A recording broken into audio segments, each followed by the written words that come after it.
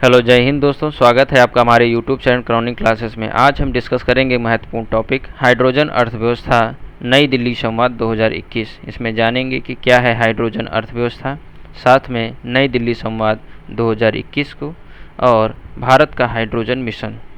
Start करते हैं। Hydrogen अर्थव्यवस्था नई दिल्ली संवाद 2021 विषय को लेकर वर्चुअल रूप से हाइड्रोजन गोलमेज सम्मेलन का आयोजन किया गया है। इस सम्मेलन का आयोजन पेट्रोलियम और प्राकृतिक गैस मंत्रालय के तहत द एनर्जी फोरम और federation of Indian petroleum industry द्वारा किया गया है। इसका उद्देश्य उभरते हाइड्रोजन इकोसिस्टम पर चर्चा करना था।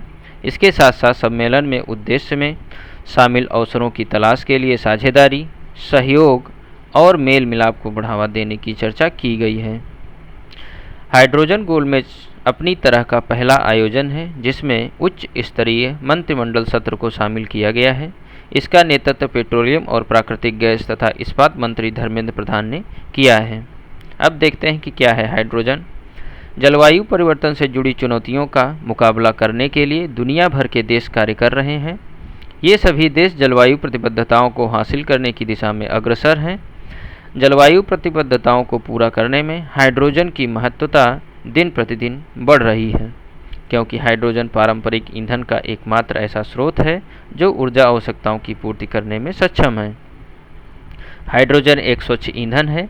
इसका उत्पादन प्राकृतिक गैस, परमाणु ऊर्जा, बायोमास, सौर और पवन ऊर्जा के द्वारा किया जा सकता है।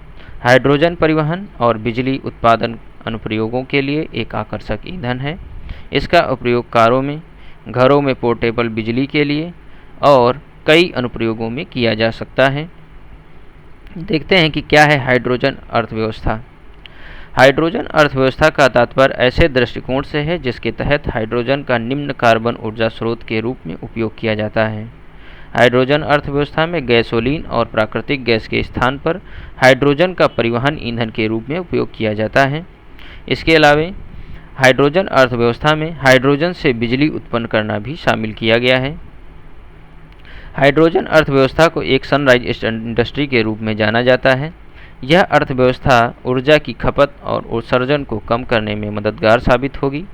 इसके साथ साथ आर्थिक विकास को प्रोत्साहित करने और नई नौकरियों का सृजन करने में भी कारगर साबित होगी। अब देखते हैं कि भारत का हाइड्रोजन मिशन क्या है। भारत के केंद्रीय बजट में 2020-21 के लिए औपचारिक रूप से राष्ट्रीय हाइड्रोजन मिशन की घोषणा की गई है। मिशन का उद्देश्य हरित ऊर्जा संसाधनों से हाइड्रोजन का उत्पादन करना है। यह मिशन ग्रीन हाइड्रोजन उत्पादन करने और परिवहन ईंधन के रूप में इसके व्यावसायिक उपयोग पर जोर देगा।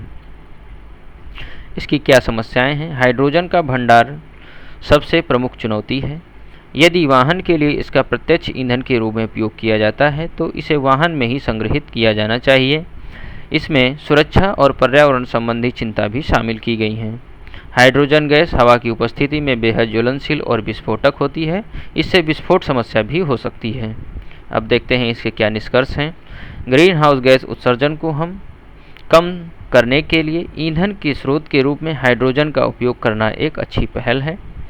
हालांकि हाइड्रोजन के उपयोग में मौजूदा प्रौद्योगिकी और लागत से लेकर बुनियादी ढांचे और सुरक्षा तक की चुनौतियां शामिल की गई हैं।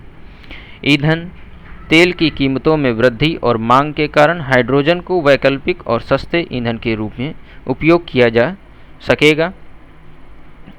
आज के लिए इतना ही। उम्मीद करता हूँ कि आपको हमारी वीडियो अच्छी लगी होगी, तो प्लीज़ लाइक, शेयर, कमेंट ज़रूर करें।